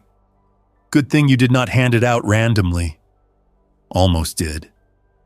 Most people would. Captain Rourke studies me while I unload the rest. "You staying?" "My sister has a house near Bell Creek. Old family place." "Which road?" "West Mill. Passable this morning. Maybe not now. We have had infected coming from the east in small numbers. Not many yet. People are worse." That has been true all day. She gives us water and lets the kids use the bathroom. I refill our bottles from a utility sink. Owen helps me check the van. The bullet hole went through the rear panel and into a box of diapers. The fuel cans are intact. One tire has a shallow scrape from the curb. Oil fine, coolant fine. We are lucky in boring mechanical ways. I ask Captain Rourke about Cal's communications center. She does not have anything confirmed. She has heard city dispatch went offline in sections. She has heard officers are grouping near precinct buildings. She has heard hospitals are locked down. She has heard County General burned, then not burned, then partially evacuated, then overrun. Information now arrives damaged. At 2:18, a pickup truck pulls into the fire station lot too fast, skidding gravel. 3 men jump out. One has a bandage around his hand. Another carries a woman in his arms. Her head hangs back. Her shirt is soaked with sweat. Not blood, sweat. Her eyes are open but unfocused. Captain Rourke steps outside with the shotgun. "Set her down." The man carrying her shouts, "She needs help." "Set her down on the pavement." "She is my wife." "Set her down." He does not. He keeps coming. Everyone inside shifts. The teenage volunteer closes the interior door between the bay and the office. Priya moves the children toward the back room. Mara pulls Owen and Lila behind the engine. The woman in the man's arms snaps her head toward his shoulder and bites into his neck. It happens fast, but not too fast to understand. He screams and drops her. She hits the gravel, rolls, and starts pushing herself up. The man with the bandaged hand runs to help him. Captain Rourke fires one shot into the ground beside the woman. Gravel jumps. The woman does not react to the shot. She reacts to movement. She crawls toward the injured husband. The two firefighters move together with long pike poles. Not heroic. Trained. Practical. They pin her against the gravel and force her away from the doorway. Captain Rourke shouts for the men to get back in the truck. The injured husband grabs his neck and stumbles, confused by the amount of trouble his love has become. The man with the bandaged hand pulls a pistol. I am standing near the van with the tire iron. Too far to stop anything. Close enough to see the exact moment human fear becomes the biggest danger again. Captain Rourke points the shotgun at him. "Do not!" He points the pistol at the firefighters. "Let her go." "She is infected. She is sick." "Sir, she is infected." "Let her go," Mara whispers from inside the bay. "Aaron, move." I step behind the van's engine block. Owen watches from behind the fire truck until Mara pulls him down. The pistol man fires. The shot hits the bay door above one firefighter. Captain Rourke fires immediately. Not at his head. At his leg. He drops hard, pistol skidding across gravel. The whole lot goes silent except for the infected woman scraping against the pike poles and the husband making a low sound with both hands pressed to his neck. Captain Rourke looks older after the shot. Not weaker. Older. "Inside," she tells us. "Now." The injured husband starts shaking. The firefighters cannot save him. Priya cannot save him. Everyone knows it. He knows it last. That is the mercy and the cruelty. We leave the fire station at 2:46. I want to stay.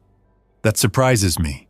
The station has people with radios, water, tools, a defensive door, and leadership. But it is already becoming a magnet. Children from the bus, sick spouses, men with guns, drivers looking for fuel. Every useful place attracts need until need crushes it. Captain Rourke gives us 2 road flares, a paper map, and 1 honest warning. If the old family house is empty, make it quiet. No lights after dark. Cover the van. If more than 2 cars arrive together, do not open for anyone. Send 1 person to talk from cover. People who mean well can still empty you out. Mara asks, "Can you take the school kids?" Captain Rourke looks toward the back room. "For now." Ms. Garza hugs Mara quickly before we go. "Thank you." Mara accepts it stiffly. She is past comfort. She is operating. We drive the final 6 miles to Bell Creek through back roads. The land opens around us. Fields, drainage ditches, patches of woods, old barns, mailboxes with family names painted on them. It should feel safer. It does not. Fewer people means fewer witnesses. Fewer doors to knock on. Longer distances if the van fails. At 3:20, we reach the old house. It sits at the end of a gravel drive, city white siding gone dull, porch sagging on one side, detached garage with a green metal roof. The grass is high. The mailbox leans. Nobody has lived here in years, but it still looks more real than every official shelter mentioned on the radio. I park behind the garage, out of view from the road. We sit for a moment with the engine running. Mara says, "We clear it first." She has never cleared a house in her life. Neither have I. We do it anyway. I take the tire iron. Mara takes the kitchen knife. Owen holds Pepper outside with Lila behind the garage. The dog wants to sniff everything and does not understand silence. The back door's locked. Mara has the key on her ring. Her hands are steady now in the way people get steady when stopping would break something. She opens the door. The house smells closed. Dust, old wood, dry sink drains, mouse droppings, no rot, no people, no movement. We go room by room, kitchen, pantry, living room, 2 bedrooms, bathroom, basement door. The basement is the only part I hate. Not because of some imaginary monster, because it is dark, and dark spaces punish mistakes. I open the door and listen. Nothing. I go down 3 steps, flashlight in one hand, tire iron in the other, shelves, paint cans, old jars, a freezer unplugged and empty. No one. "Clear," I call. Mara exhales once, then turns immediately to the next task. Water. The well pump works if the power works. The power is still on, which feels temporary. We fill every container, pots, bottles, bowls, plastic bins from the van. Owen helps without being asked. Lila feeds the dog and then sits under the kitchen table with Pepper, whispering to him. I move the van into the garage. It barely fits. The front bumper touches a stack of old lumber, and the rear doors clear the frame by inches. We close the garage door by hand because the opener is dead. The covered logos no longer matter inside, but I leave the cardboard on. Mara finds canned food in the pantry, expired but not ruined. Beans, peaches, tomato sauce, soup, her mother's old habits saving us by accident. In the hall closet, we find blankets, candles, batteries, a battery radio, and 2 oil lamps with half a bottle of lamp oil. In the garage, I find a handsaw, garden tools, rope, tarps, and a rusty crowbar. At 4:12, the power cuts off. No warning. Refrigerator hum stops. The house becomes quieter. Lila looks up from under the table. Mara says, "That is okay. We already filled water." It is okay for now. Everything is for now. We turn off every light switch so nothing gives us away if power returns at night. We cover front windows with blankets and tape. We keep one narrow viewing gap facing the road. I move furniture against the front and back doors. Not perfect barricades. Delays. Everything today is a delay. The battery radio catches fragments of stations. Most are repeating emergency messages. One local station still has a live host, or at least recorded segments that sound live. He tells people to remain indoors, avoid contact, conserve water, check on neighbors only by phone. Then the station cuts to music for 30 seconds before the alert repeats. Nobody with control puts music on during this. It means the system is automated and unattended. Mara tries Cal every 10 minutes until her battery drops below 30%, by no answer. Texts show unsent. At 5:03, a car comes down West Mill Road. We hear it before we see it. Engine rough, muffler damaged. It slows near the driveway. I stand at the side window with the curtain pulled back half an inch. Mara gathers the kids into the hallway. The car is a dark blue sedan with 3 people inside.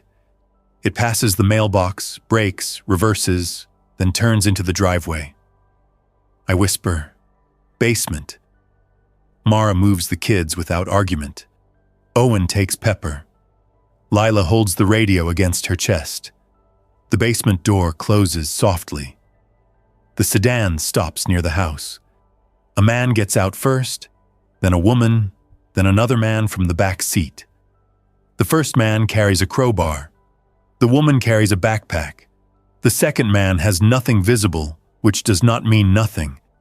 The first man calls out, "Hello? Yeah, anyone here?" I do not answer.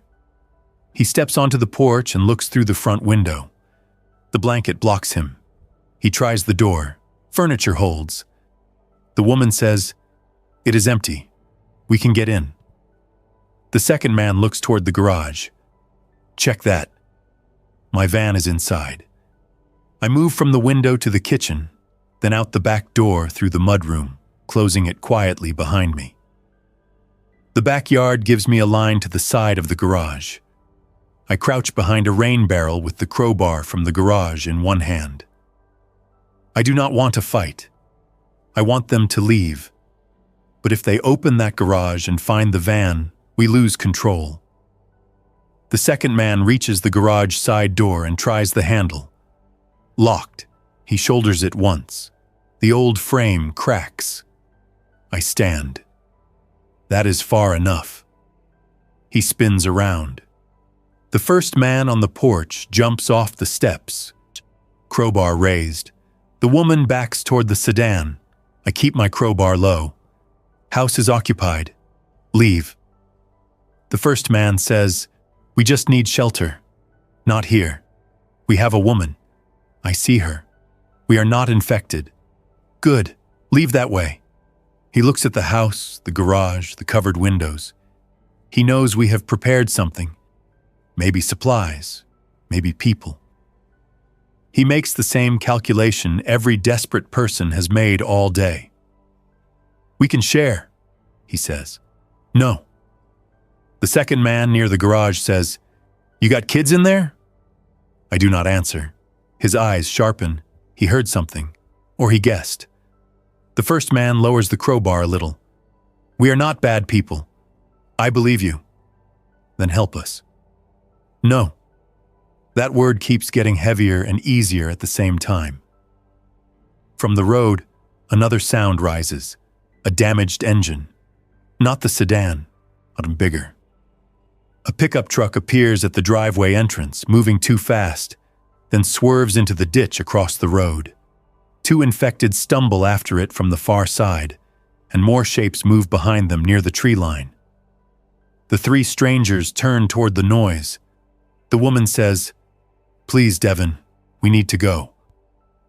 The first man, Devin, looks back at me. The fight drains out of him because something worse has arrived, and he has a working car. "Fine," he says. The second man kicks the garage door once anyway, pure anger, then runs to the sedan. They reverse fast, scraping the front bumper against a rock near the driveway. The sedan fishtails onto the road and speeds away from the infected. The two infected at the ditch turn toward the sound, then toward our driveway, then toward the house. Slow, direct, far enough to handle. Close enough to prove the city is not staying in the city. I go inside and lock the back door. Mara meets me in the kitchen. "How many?" "Two now, more near the road." "People?" "Gone." "Did they see the van?" "No," she nods.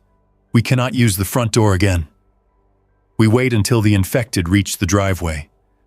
The first is a man in a torn work shirt. The second is a woman in leggings and one sock.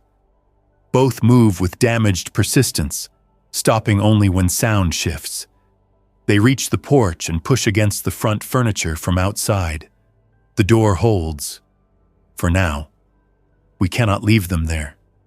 Noise will bring more. The kids will hear every impact until dark. The infected will not get bored in any useful way. The detached garage has tools. The house has side windows. The yard has space. We need to remove them quietly, or at least without gunfire. I hate that I'm learning this in real time. Mara and I make a plan with no words wasted. She opens the upstairs bedroom window facing the side yard and tosses a metal pot onto the grass. The noise pulls both infected away from the porch. I slip out the back with the garden hoe and crowbar. The infected follow the sound toward the side yard. I come from behind the garage, keeping distance, and use the hoe to trip the man first. It takes 2 tries. He falls forward into the grass. Mara drops another pot farther from the house. The woman turns toward it. I do what has to be done with the crowbar. Not clean, not dramatic. Necessary and awful. I do not describe it to the kids. I do not describe it to myself more than needed. The woman turns back before I am ready. I back away, hook the hoe around her ankle, one and pull. She falls against the rain barrel. The barrel tips and spills water across the dirt. I finish it fast. When it is done, the yard is quiet except for water dripping from the barrel. Mara watches from the upstairs window. "You okay?" "No." She accepts that. "Come wash." We drag both bodies to the far side of the garage with gloves on and faces turned away from the worst of it. We use a tarp. We wash tools with bleach from under the sink. We bag our gloves. We scrub our shoes in a bucket. We do not know all infection rules, so we treat everything as dangerous. Blood, saliva, broken skin, contaminated cloth. Guessing wrong has a permanent cost. At 6:20, the sky starts lowering toward evening. The house becomes a small dark shape inside a larger quiet. We eat cold soup and crackers in the kitchen with curtains closed. Nobody talks much. Lila asks once if the people outside are gone. Mara says yes. That is true enough. Owen asks, "Did Uncle Aaron kill them?" The room goes still. I answer before Mara can soften it. They were infected. They would not stop. I made the house safer. Were they dead before? I do not know the right word anymore. He thinks about that and looks down at his food. I want Dad. Mara puts one hand on his shoulder. Me too. The battery radio catches a stronger signal around 7 o'clock. A county emergency broadcast tells residents to avoid major roads, secure livestock, boil water if service pressure drops, and report outbreaks to a hotline. The hotline number repeats twice. We all know nobody will answer. Then another voice cuts in. Not official. Male, older, speaking from somewhere with background static. If anyone can hear this near Bell Creek, the fire station is holding but not taking walk-ins after dark. Repeat, not taking walk-ins after dark. If you are bitten, do not come here. If you have children from bus 14, parents should approach from south lot only, hands visible. Captain Rourke. Or someone at her station. Still alive. That helps more than I expect. Not hope exactly. A point on the map that still has a human voice. At 7:36, Mara's phone receives one text. Unknown number. Cal sent me. Open when I arrive. Have him with me. No name, no details. Mara stares at it. No. I take the phone. Ask Owen's middle name. She types with shaking restraint. What is Owen's middle name? The answer comes 1 minute later. Unknown number. No time. He is hurt. Open door. Mara lowers the phone. Her face hardens into something I have never seen on her before. That is not Cal, she says. We turn off the radio. We put out the candle. We move the kids to the basement with blankets and water. I take the crowbar and stand near the side window. Mara stays by the hallway with the kitchen knife and a hammer.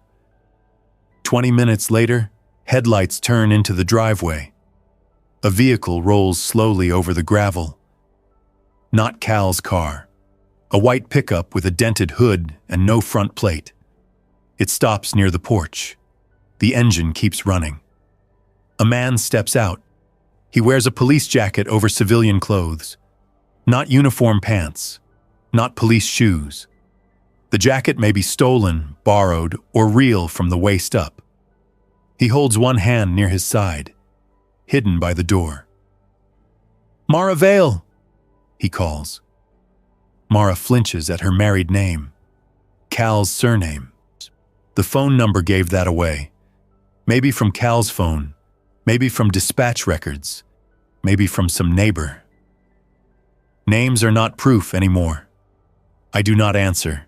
He calls again. "Cal sent me. He is injured. We need to move fast." Mara grips the hammer harder. The man walks to the porch. He tries the door. Furniture holds. He knocks, controlled and professional. "I know you are in there. I have your husband." Mara whispers.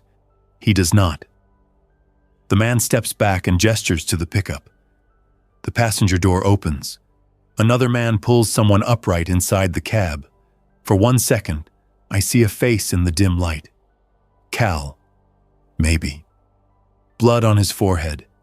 Head slumped, hands bound in front, police uniform shirt. It is enough to break the room in half. Mara moves toward the door. I catch her arm. Wait. That is him. Maybe. It is him. The man on the porch calls, "Open up, Mara. He needs help." Cal's head lifts a little. He says something. Too quiet. The man beside him hits him in the ribs. That decides one thing. Whoever those men are, they are not rescuing him. Mara makes a sound. She stops before it becomes a scream. The kids hear something in the basement. Owen whispers, "Mom?" I say, "Stay down." Mara looks at me with murder in her eyes. We get him. We do not open the front. The pickup men have one advantage, Cal.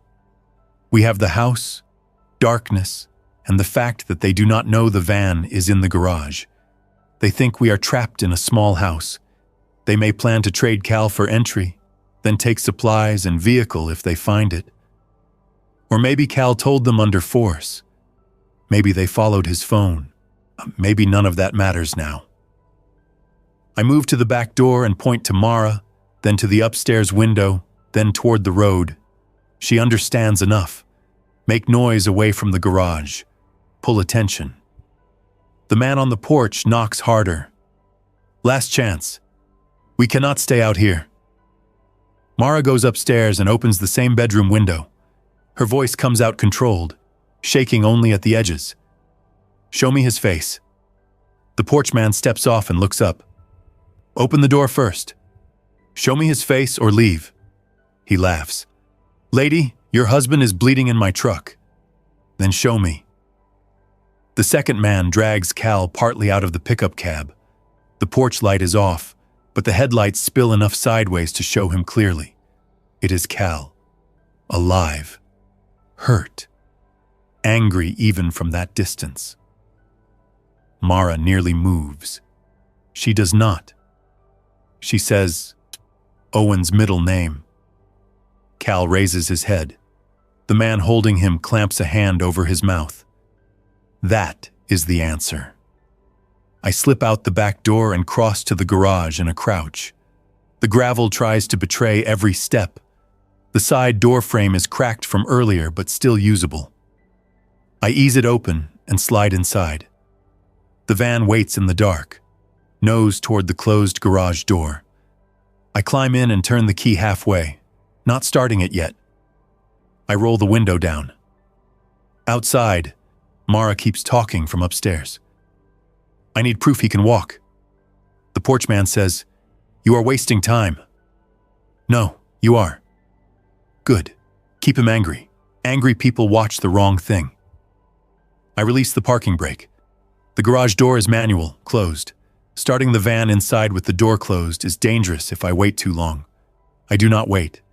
I hit the ignition, throw it in reverse, and slam through the garage door. The old wooden panels explode outward behind the van. The pickup men spin toward the sound. I back hard into the driveway, then cut the wheel between the house and pickup. The van's rear corner clips the porch rail and tears it loose. Mara drops something metal from the upstairs window, hitting the pickup hood with a loud bang. The man holding Cal lets go to raise a gun. Cal drops his weight and falls out of the cab, dragging the man off balance. I brake beside them. The passenger side faces Cal. "Now!" I shout. Cal crawls, not runs. His hands are tied. Mara is already coming out the back door, moving low along the side of the house with the hammer in one hand. The porch man fires at the van. The windshield cracks on the passenger side. Lila screams from the basement. Owen shouts her name. I open the passenger door from inside. Cal gets one knee onto the step. The second man grabs his belt. Mara reaches them and hits the man's forearm with the hammer. He lets go. Cal rolls into the footwell. "Get in!" I yell. Mara climbs over him into the passenger side. Another shot hits the side panel. I throw the van into drive and turn across the yard, not toward the road, toward the field behind the house. The van bounces over the drainage dip so hard the cargo slams upward. For 1 second, I think we are stuck. Then the tires catch, and we lurch forward through tall grass. The pickup tries to follow, but has to turn around in the driveway. I drive behind the barn, through an old fence line, and into a service track I did not know existed until the headlights find it. Mara is half on the floor, half on the seat, holding Cal against the dashboard so he does not slide under my pedals. "The kids," she says. My hands lock on the wheel. The kids are still in the basement. For 2 seconds, the world narrows to the worst mistake of my life. Then Owen's voice comes from the cargo area. "We are here!" Mara twists around. The basement door must have opened when the shooting started. Owen got Lila and Pepper through the mudroom and into the van while I was in the garage. He is in the back with his sister, both under blankets and boxes, white-faced and alive. Mara says his name once, and there is a whole life in it. The pickup headlights appear behind us, bouncing through the field. Cal forces words through clenched teeth. West track, left at trees, creek crossing. "You know this road? Grew up here?" Of course he did. Mara's family place. Cal had visited for years. I follow his directions. The service track cuts along the field edge, then dips into trees. Branches scrape the sides. The pickup is larger, faster on open ground, worse in trees. Its headlights swing behind us, then vanish, then return. Cal says, "At creek, do not slow too much. Shallow gravel bottom." It is dark enough now that the track appears only in pieces. The cracked windshield catches glare from our own headlights. I see the creek at the last second, a black stripe across the track with a low bank. I keep speed. The van drops, water splashes high, and the engine coughs once. We climb the far bank with tires spinning. Behind us, the pickup follows too fast. Its front end drops hard into the creek. Metal hits stone. Headlights pitch downward. One goes out. The engine roars, then stalls.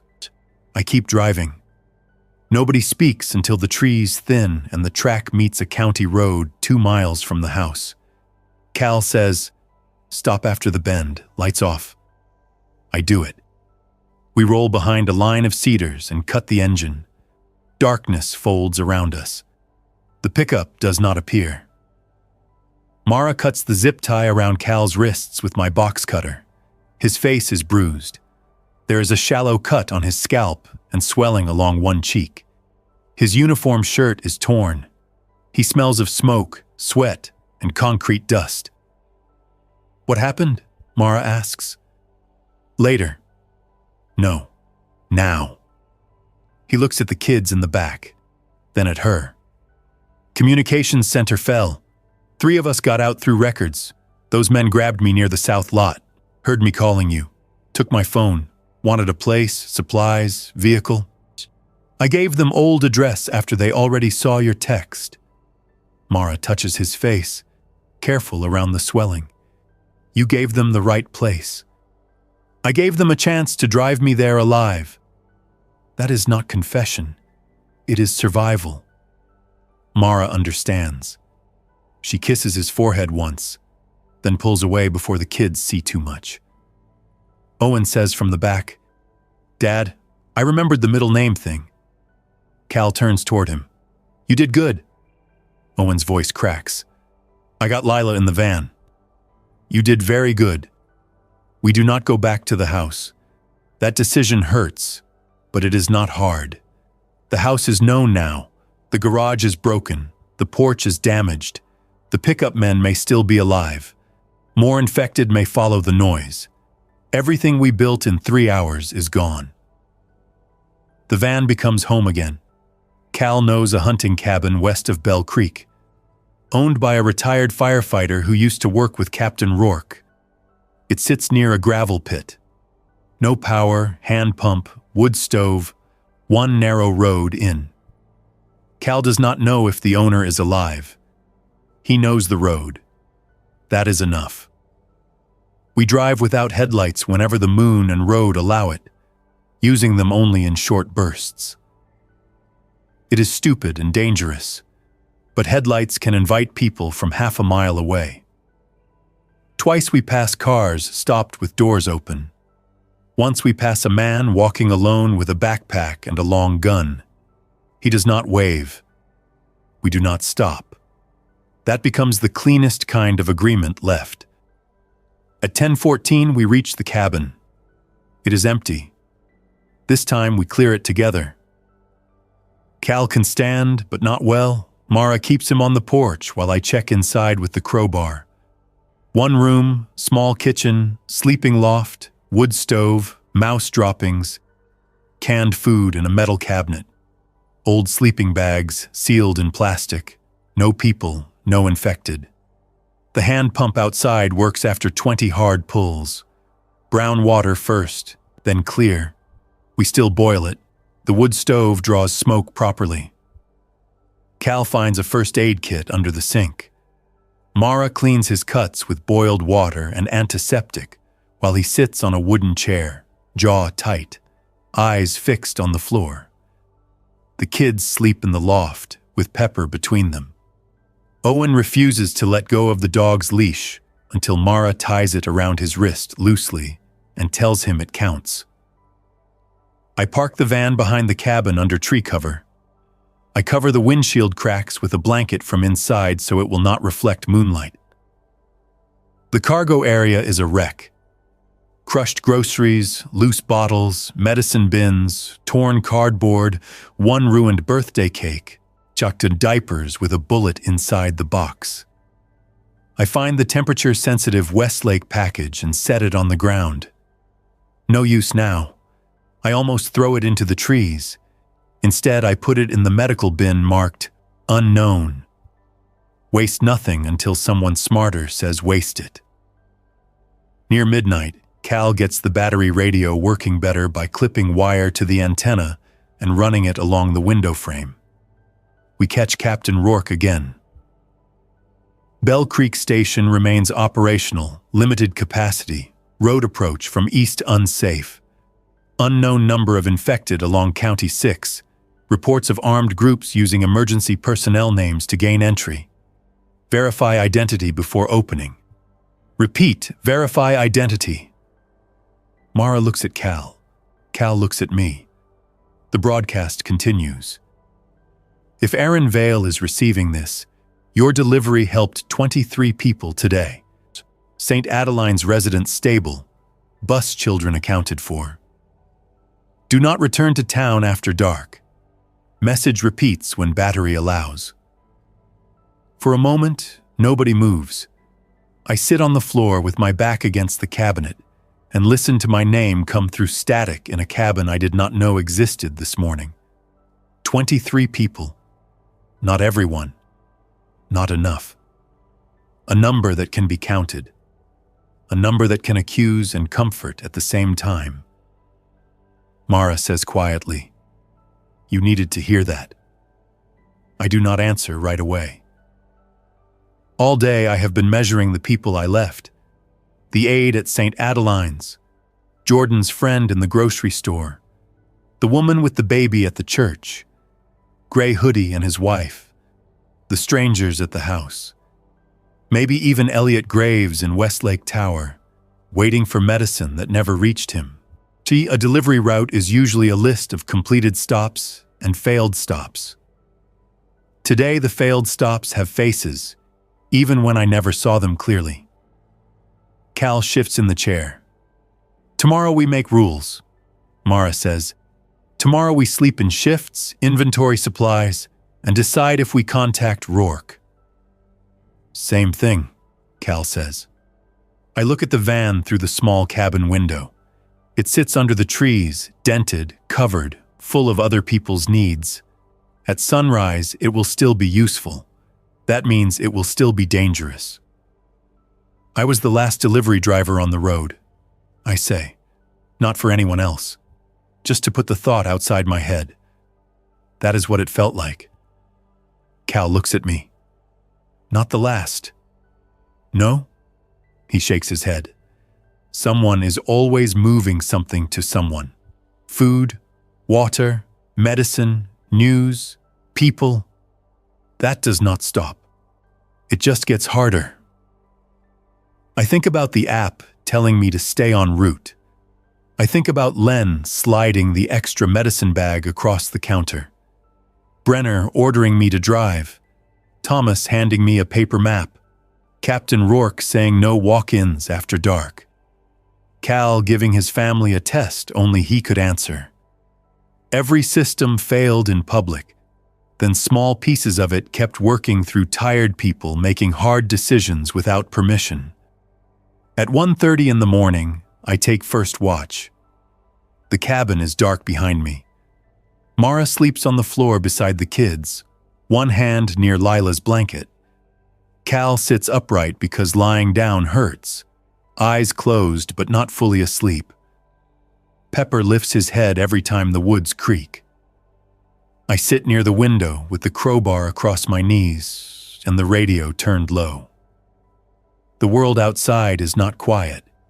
It has insects, branches, distant engines, one far-off shot, then another much later. Somewhere east, the city is still burning through its last habits. Phones ringing, doors locking, people calling drivers, police, fathers, sisters, anyone who might still come. I do not know what happens tomorrow. I do not know how long the cabin holds, how far the infection spreads, or how many people from today are still alive by morning. I know our water is boiling. I know the van has fuel. I know the road in is narrow. I know the kids are sleeping. I know the medicine is sorted better than it was. I know we do not open the door for a name without proof. Near dawn, the radio clicks with static. A weak voice comes through, not Rourke this time, not official. Any driver near Bell Creek. Need insulin. Child. 9 years old. West of Ash Road. White farmhouse. Please. The message repeats once, then fades. I close my eyes for 1 second, then open them and look at the shape of the van outside. Mara speaks from the floor without sitting up. You heard it? Yeah. Cal opens his eyes too. Could be real. Could be bait, Mara says. Nobody moves. That is the new world in one room. A child might need medicine. A trap might need a victim. A van might save someone. A van might bring death back to the cabin. Every road is a question. Every answer costs fuel, time, safety, and something inside a person that does not grow back quickly. I stand and check the window gap toward the road. Nothing moving. Morning coming gray through the trees. No sirens now. No app. No dispatch. No customer rating. No map voice telling me where to turn. Just us. Just the van. Just the next delivery if we choose to make it.